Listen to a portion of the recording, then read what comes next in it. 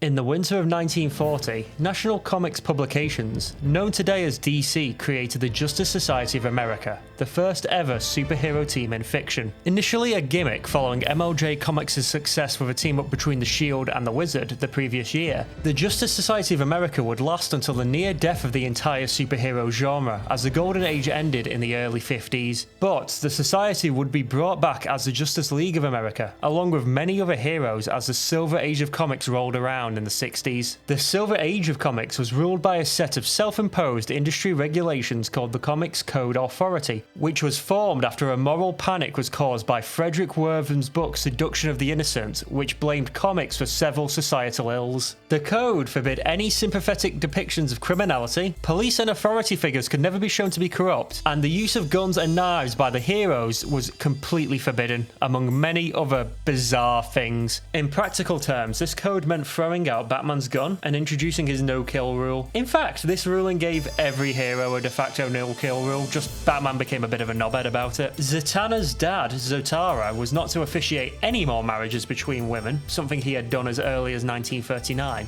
and horror comics, especially those of EC, were essentially outlawed. The Silver Age was a dark time of censorship, but much like the very similar Hays Code did for cinema, once the initial shock wore off, clever and bold creative teams played with the rules, writing coded narratives and whittling down the codes until they essentially became toothless. And one of the most beloved creatives pushing the medium despite the code was a World War II veteran, artist and creator Jack Kirby, co-creator of many of the main heroes and villains of both Marvel and DC. And in 2002, Irrational Games made a love letter to the life's work of Kirby with the experimental real-time tactics game Freedom Force, putting you in the charge of your own Silver Age superhero team, managing their powers and their weaknesses, as well as fighting supervillains. It was released to near universal acclaim. Now, here's the thing. While the game is available on Steam, and has been since 2009, trying to play it on a modern system leads to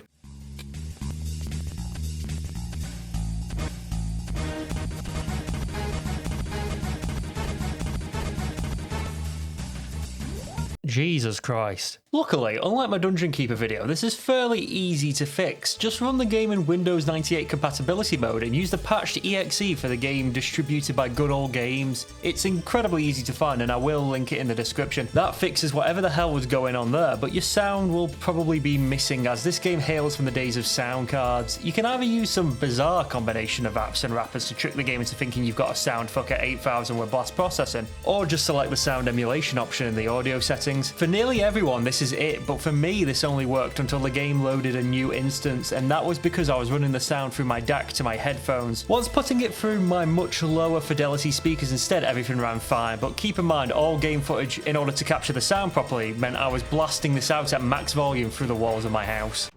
Since man first walked upright, he has looked to the stars and wondered, are we alone in this cold corner of space? If something is out there, would it be friend or foe? What would this Earthman think if he could see a desperate spaceship fleeing at a speed faster than imagination? What would he think if he saw the impact of potently powerful neutronic missiles upon its fragile frame? What would he make of the strange pod that ejected from the ruined remains just in time to avoid its mysterious inhabitants' destruction? And would he gape in wonder at the dozen or so strange canisters that burst from its hold and fell towards the atmosphere of our guileless globe? What emotion would pass through his mind as he observed these self-same containers as they passed through our atmosphere and fell upon the surface of an unsuspecting metropolis? So many questions and so few answers. Until now, dear viewers. Until now. Jack Kirby always involved space in his stories, even when he wrote of gods. He is why gods in both Marvel and DC are just very weird aliens, so the beginnings of the story and the origin of powers being random crap falling from space fits right into his work. As the first level starts, we get the origin of our first hero, Frank Styles, a Manhattan Project scientist. Frank hears a foreign accent in the park after seeing a former co-worker, O'Connor, from the Manhattan Project, and deduces he must have been a communist spy. Luckily, before he could commit any more hate crimes, it turns out he was 100% went right and was meeting a Soviet spy to hand over secrets and is shot after being discovered. Sustained purely by racism and patriotism, Frank touches a glowing statue of an American Revolutionary War era Minuteman. On touching it, a mysterious alien power known as Energy X surges into him, reversing his aging and granting him super strength. He swears to use his new powers to defend America, and after donning a costume he just happened to be carrying with him while alone in a park, I won't judge, Frank Styles becomes a new hero, Minuteman. Hey, are you Minuteman? Can we have your autograph? Minute man. Do I look like a soldier from the Revolutionary War? I don't think so. Am I wearing a three-cornered hat? No. I turned small. Think! Fuck you. That costume makes you look gay.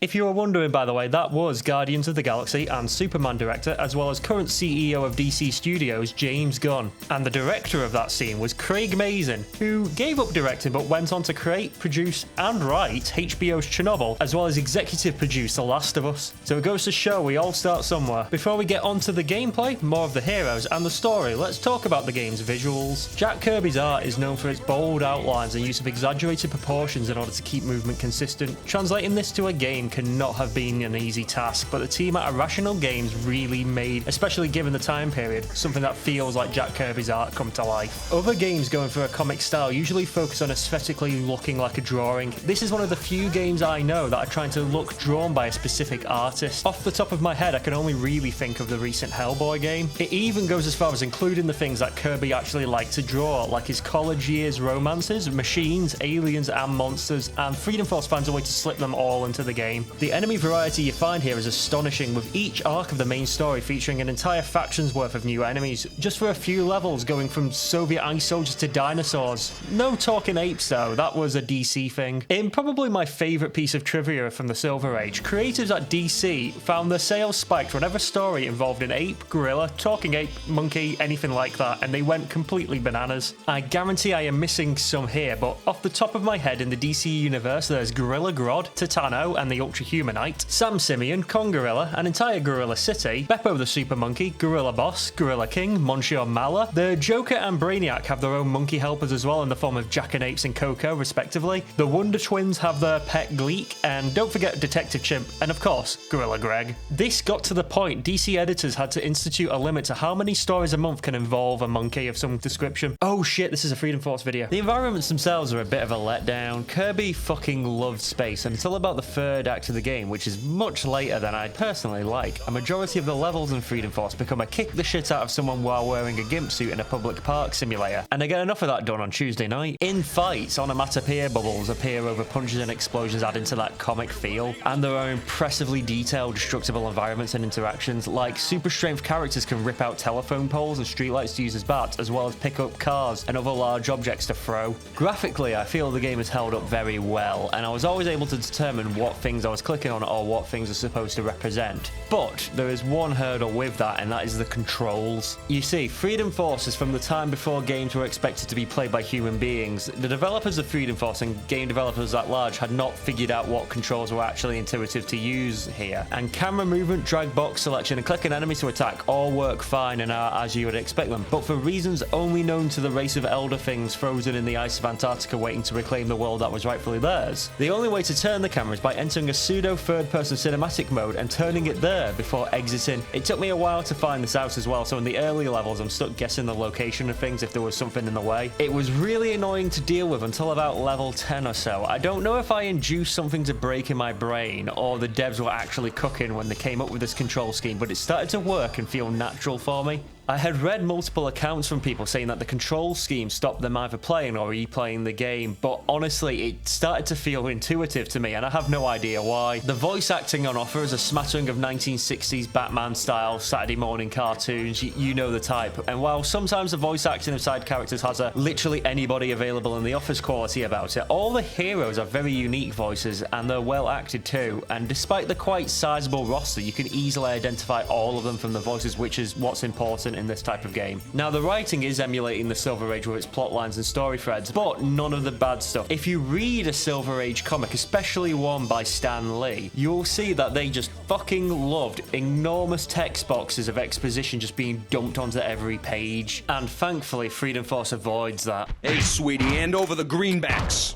Leave me alone! I can't believe he nearly gave his life for me. This isn't what I signed up for, mentor. Curtiz, what a mess. Policeman fighting policeman.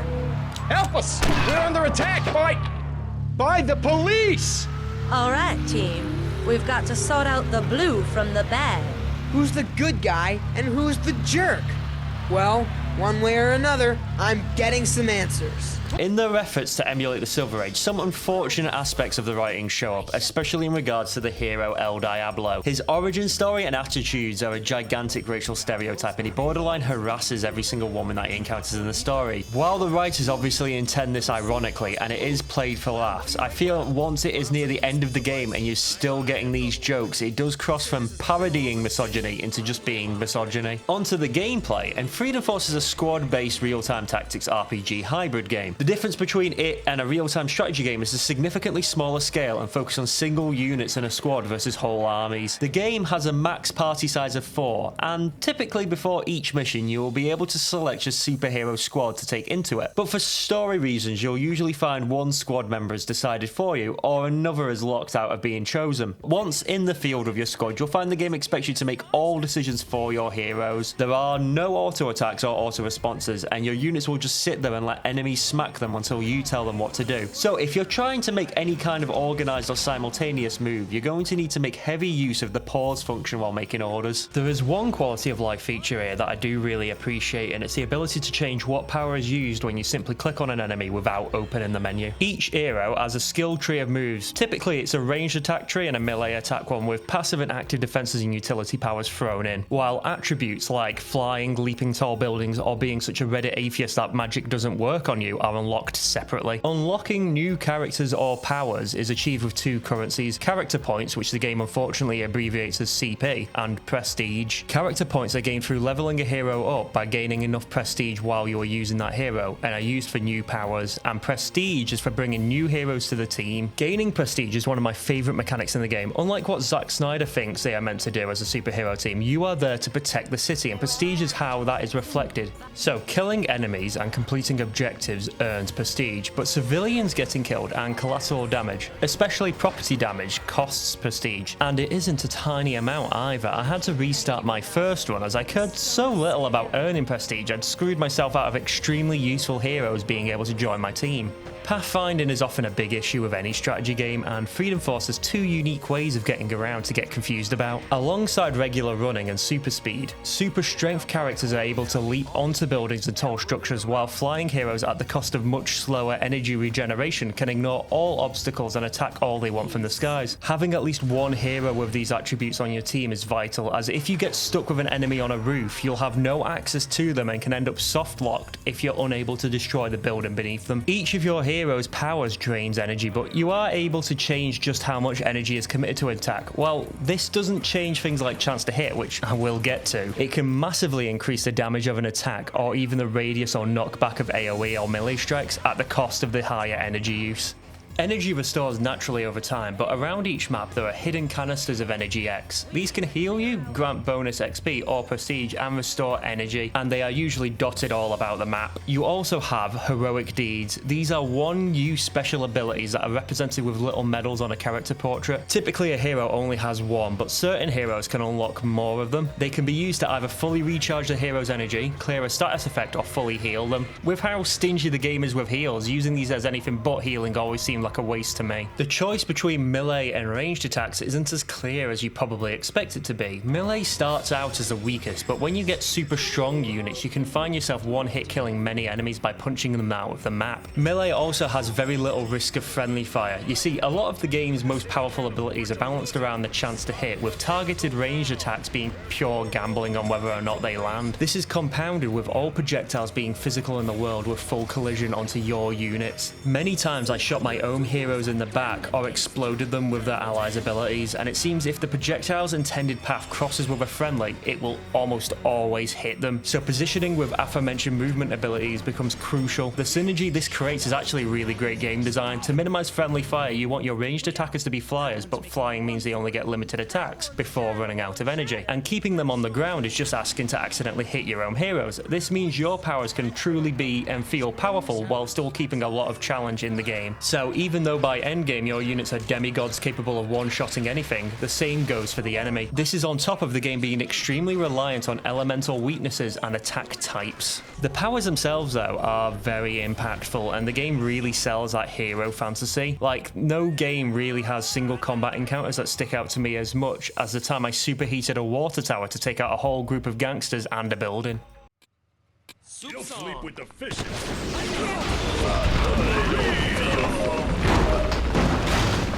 If you or an enemy are hit by their weakness, the amount added to the damage reaches absurd levels, so luckily the game gives an incredibly detailed enemy database listing all of their stats, attacks, strengths and weaknesses down to the animation speed. While not so useful when dealing with Mugger Jim and his power of Gunn, knowing a hero's all-metal body makes him essentially immune to acid is very helpful when you know the next level that's all they're going to be throwing at him. There is one small downside to this level of depth of the combat. It's that when things get hectic, until you are very comfortable with the controls in the game, I found big fights with all four heroes usually led to one hero just being stood there doing nothing. As with positioning, types and resistances mattering as much as it does in this game, it becomes a lot to keep track of and you can easily just leave someone behind.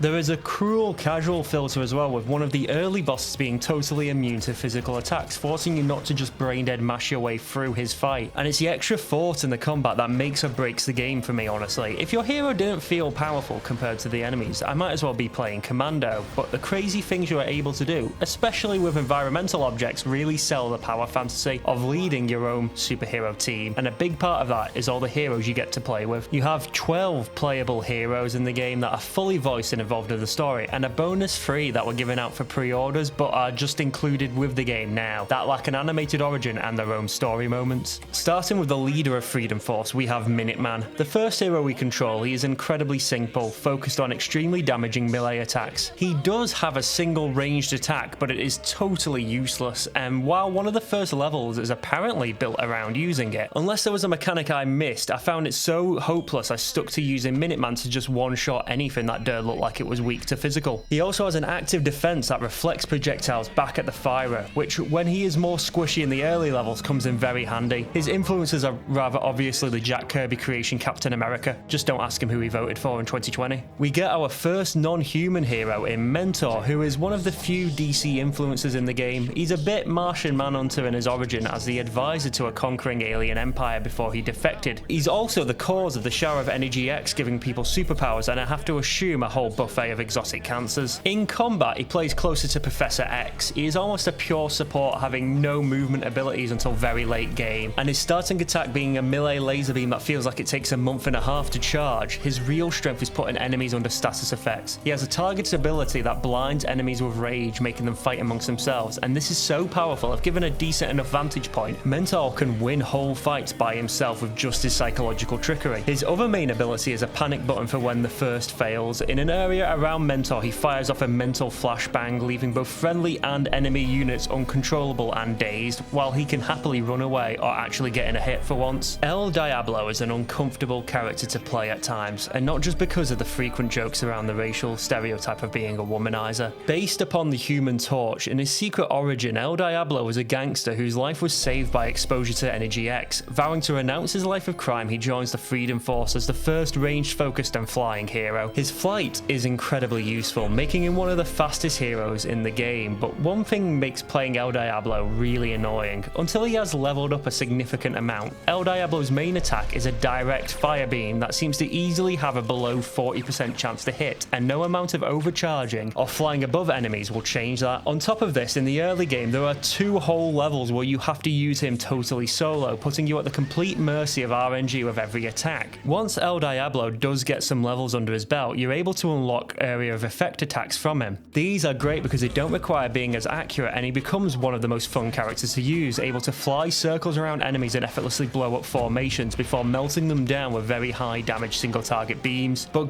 good God, those early levels with him are hell. Next is my favourite design of all the heroes, aesthetically speaking at least, a party playboy millionaire who became mangled in a car crash and ate a whole shitload of Energy X, which means much like me after a Madrass, he is frequently exploding onto bystanders, requiring a containment suit to stop him harming others. Manbot is incredibly apologetic for the life he used to live, seeking to atone while his armour appears more like an iron lung than anything for fighting in. He is slow and he's able to fly at later levels, but he is rather low damage. He is useful though for tanking blows that would kill other heroes. Now for the heroes he is influenced by, I know what you immediately assumed and you were only slightly wrong. He is not entirely Iron Man. While the suit is very early Iron Man and the Playboy lifestyle too, the need to have to contain himself from exploding actually comes from the human bomb of Quality Comics, which was later absorbed by DC. He even was a member of a team called the Freedom Fighters, so I win. While you were outside having friends and girlfriends, I was learning who the human bomb was and now I win. You fucking Liberty Lad is pretty much a one-to-one copy of Bucky Barnes. Originally, he was just president of the Freedom Force fan club before gaining his powers through the secret technique of getting shot in the face by a 1920s mobster. He's one of the two sidekicks in the game, and I was expecting them to play like a worse Minuteman, but actually their gadget and grenade focus attacks work really well, and like all children, he has the power of being incredibly annoying in public. See, remember how Mentor was built around enraging specific enemies? Well, Liberty Lad is able to enrage enemies just by being near them, and if you line it up right, you can have whole gangs of enemies punching each other just because of one shithead kid. It's like Christmas at my mum's house. Alchemist is part Scarlet Witch and part Jean Grey after gaining powers from a Wiccan statue. Alchemist is girl bossing her way into exploding all of Freedom Force's enemies with magic. I found while her attacks were strong, she had really powerful utility spells based around physically moving enemies and throwing them around, which keeps the rest of the heroes safe, and when coupled with the environment, it can do a lot of damage in its own right. Law and Order are two heroes in one. They show up for a single story mission and then become optional recruits, and in a departure from the other heroes, their inspiration is firmly from the Bronze Age of comics, the dual mutants of Cloak and Dagger. Although besides the aesthetics of the changing heroes, they don't really share any powers, with Law being the closest thing the game has to a healer able to transfer her health to other heroes, and Order being made just to fuck up buildings and smacking people into the stratosphere. You can only use one hero at a time and must use a separate ability to switch them, limiting what each hero can do, as switching drains their energy. Stealing Hank Pym's clothes but acting like Spider-Man, we have the Ant, one of the more janky heroes to use. He is based around acid attacks and being able to position himself underground before engagements, but I could never get it to quite work right, even when the game was specifically telling me to do it. His peak story moment is getting femdomed.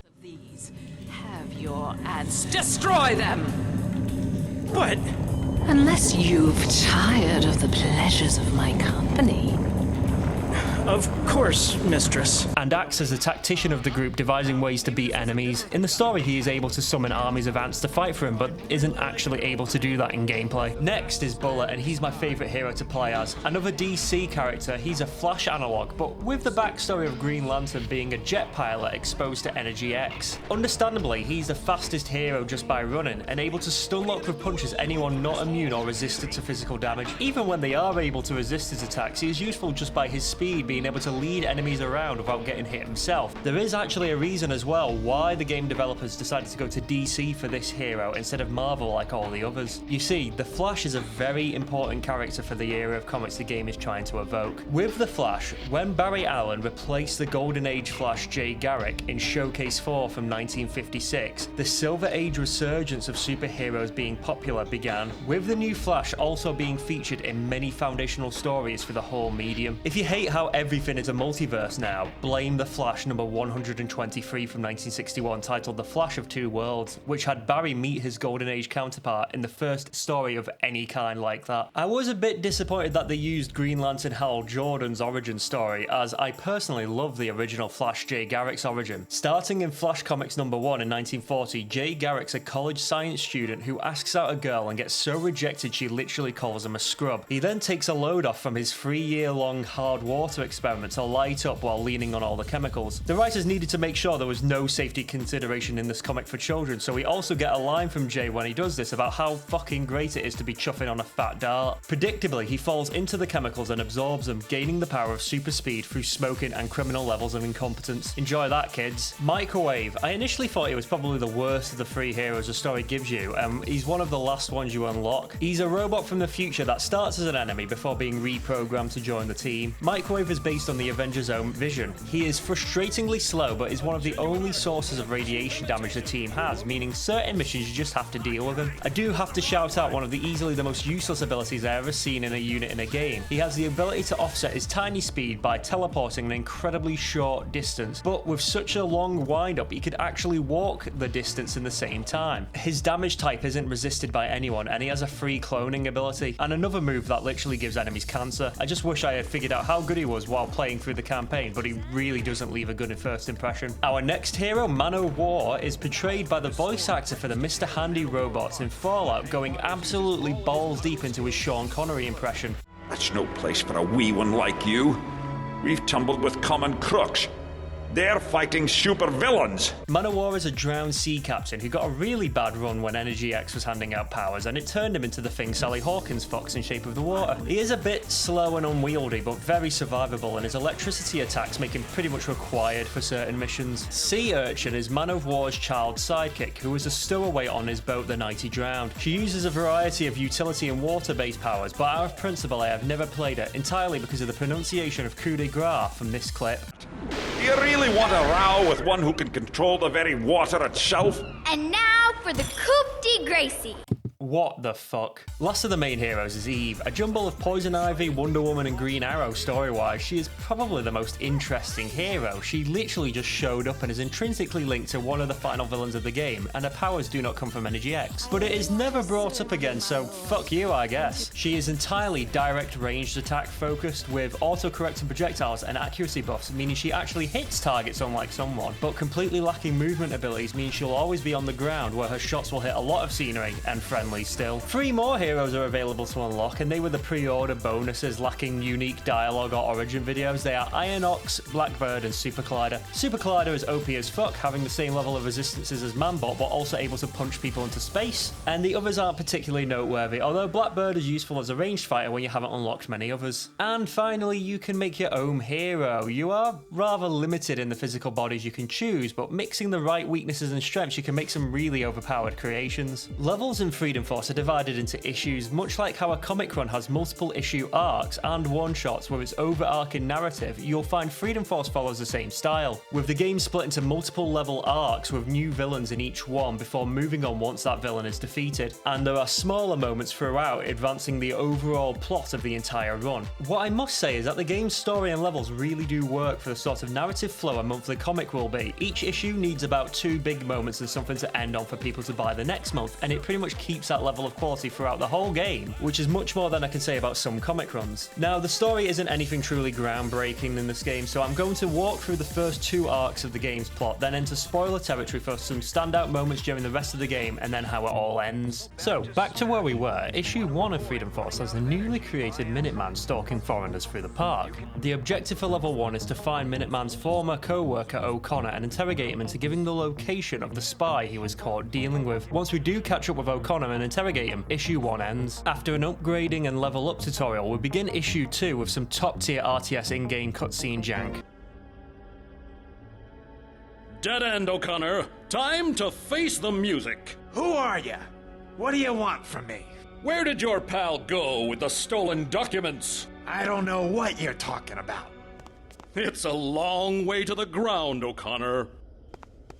You're all talk, flagface. Stay back. After Minuteman straight up murders O'Connor, we are shown a shadowy figure is watching Minuteman's actions as he follows a Soviet spy named Sukov to an abandoned warehouse. Now, this level, if the tutorial narrator and secondary objectives are to be believed, was intended to be a stealth mission utilizing the newly unlocked ranged attack for Minuteman. This is how well that went. Get out of here. For freedom! Right makes might! After that total disaster of a stealth mission, we finally corner Sukov, and it turns out to be a trap, and Minuteman is ambushed, before the Watcher in the Shadows reveals himself to be Mentor, having been observing Minuteman as he was the first person to manifest powers following Mentor's arrival. Issue 2 ends once the ambush is defeated, and we go straight into issue 3, finally getting control of the second hero as we chase down Sukov. Sukov goes down easy enough, and is frozen in liquid nitrogen as Minuteman and Mentor leave and decide to found the Freedom Force, ending the first arc of the story. Now, comic arcs are typically 6 issues, but I can forgive the devs for keeping each arc of Freedom Force around 3 missions for the variety, as we now swing straight into a whole new location and enemy set. We open in the newly established Freedom Fortress, and Mentor is explaining to Minuteman that while the communists aren't the real ultimate enemy to the planet, luckily for him, it is still foreigners in the form of aliens. Suddenly, Energy X is detected in Patriot City's Patriot Park, and our heroes find the place undergoing a Category 3 snowman bukkake in the middle of summer. In the park, we find a whole new enemy faction, the Winter Soldiers Ice Warriors, Soviet troops carrying freeze guns randomly freezing people and buildings in the park out of pure socialist hatred for freedom. Mentor and Minuteman make their way through the park, freeing frozen civilians, but are stopped by Sukov, now transformed by the Ice and Energy X into Freedom Force's first supervillain, Nuclear Winter. Despite being 100% responsible for all of this, Mentor is more impressed if anything before immediately getting frozen in a block of ice. With our heroes completely helpless, issue 5 introduces us to El Diablo for his first solo mission, and this is probably the worst level in the entire game. Leveled up Diablo misses his attacks constantly. This is completely unleveled Diablo, and he's your only hero.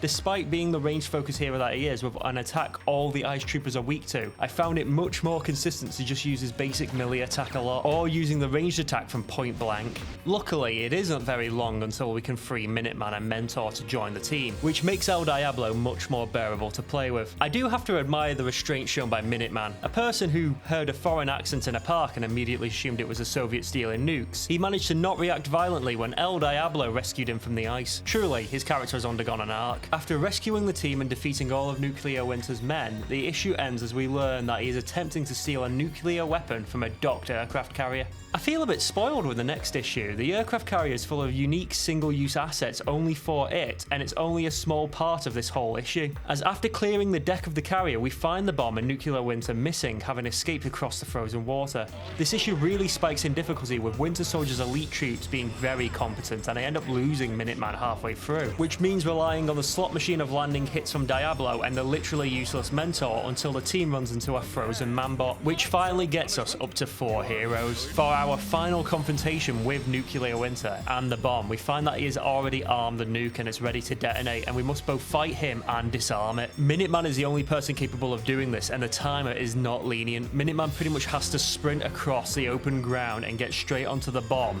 and you really have to avoid him getting interrupted by the multiple enemy mobs or the boss himself. Also, don't do what I did and have Minuteman hit the nuke. With Nuclear Winter in custody and the bomb defused, the second arc ends with Manbot and El Diablo formally joining the Freedom Force. Now we will go into spoilers, as I'll skim over the next 30 or so issues leading to the plot end. If you want to skip that and go straight to the mod support, the danger room, and my conclusions, please head to this timestamp.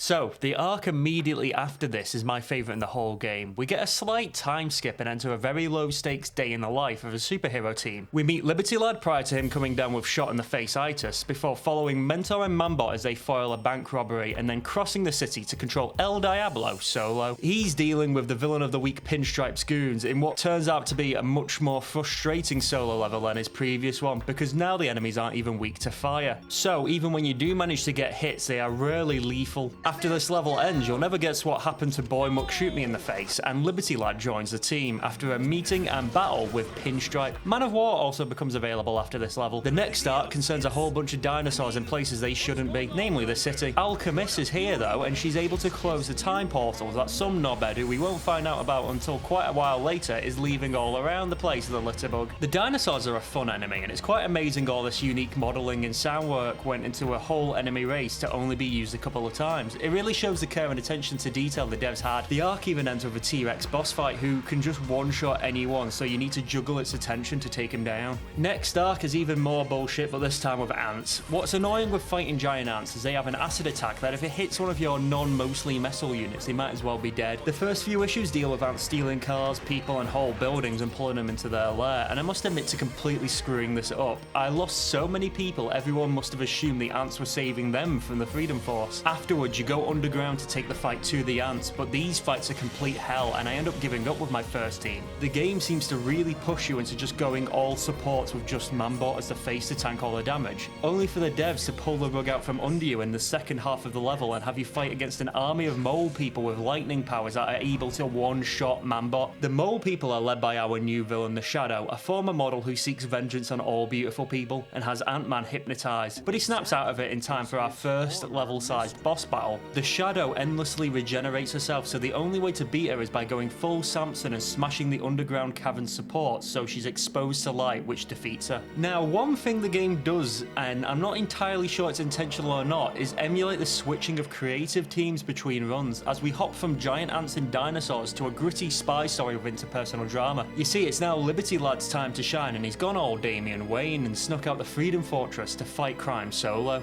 And I absolutely love this mission. Unlike the solo Diablo stuff previously, Liberty Lad starts off with enough tools and tricks to make playing him solo actually doable. I proved this by immediately stunning myself with my own grenade. He is very fun to play though, and his mass and rage lets you set up huge brawls between enemy groups. Inevitably, Liberty Lad does get captured and the team sets out to save him, aided by an AI-controlled Law and Order whose only job is to smash every building to fuck until Liberty Lad falls out of him. Eventually we find the person responsible, and it's Pinstripe again, the little rascal, but this time aided by a killer robot from the future. After defeating the bot, which turns out to be Microwave, Mentor reprograms them to join the team, and also Bullet becomes available to recruit. The next 5 issues are a filler arc involving clones that goes on way too long. I almost wish this is a reference to the infamous Spider-Man clone saga that also went on way too long. It involves Deja Vu, a supervillain who has captured Minuteman and makes copies of people. One interesting point though is this time I managed to sequence break the game using Bullet, who in a very Flash-like manner, when Minuteman's doppelganger escapes in a scripted sequence, just outruns everyone and hits the guy about 500 times, winning the mission right there without having to do any of the rest of it. One little thing I appreciate about Bullet is that in in-engine cutscenes he's always just tweaking out in the background. With the rest of the run though, we battled doubles of civilians and police, including ones that explode when you talk to them. Then after a whole bunch of bollocks, including a riddle section, we unlock Eve before the Deja Vu final fight, which involves punching a giant laser. We do get a side plot here about Alchemist and her desire to clank Manbot's brains out, but he is just too depressed to do anything but brood. It's high school all over again. After another filler arc involving giant robots, where I literally couldn't progress until I replayed some levels to get enough prestige to buy Man of War for his electricity attacks, we fight a building-sized mega robot and infiltrate a robot base. Afterwards, our team even talk about how their powers come from their personality.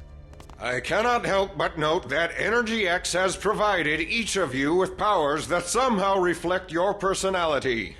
El Diablo is a born hothead, and his powers mimic his temperament. What part? My egomania? I do not see vanity before me, Manbot. I see guilt, I see despair, but most of all, I see a hero. And Minuteman, you've always been racist. We finally get a look at our ultimate villain of the game, Time Master, who looks like Darkseid if you got him by completing a battle pass. But before we can deal with him, Mentor species finally remember what they were here to do and get off their ass and actually invade the planet. Their radiation guns are really deadly, so it's big boys only for this fight. As we fight off the alien invasion, we find them weirdly focused on an archaeology museum, and when defeated, the alien general pulls a "You fools, we were fighting the real enemy all along," but we don't find out just who yet, because the actual god Pan shows up and starts mind controlling all women. Pan, by the way, looks just like Prince Sigvald the Magnificent from Warhammer. Now, God showing up is very, very Jack Kirby. In fact, Jack Kirby's work is the basis for the god cosmology of both DC and Marvel's universes, with his masterpiece New Gods for DC being what he originally wanted to do at Marvel with Thor before leaving. Pan is our last arc before the end, and our heroes are now at the peak of their power, making the Pan fights really enjoyable, as we battle Minotaurs and Sirens on a floating island in the sky, which offers a lot of exciting opportunities for environmental kills and dealing with status effects. The Pan fight itself is ridiculously hard. It allows you about 2 seconds of uninterrupted time before Pan can convert any of your units to his side, meaning what feels like the only real way to win this fight is to keep him constantly stun-locked, but that's easier said than done, because on top of it all you have to deal with a mind-controlled Eve. The fight area also has these sight-obscuring trees that just make it really frustrating. But after Pan is defeated, it's time for the final battle, and we find out the reason for all this time manipulation and the alien invasion itself. It's revealed to all be the plan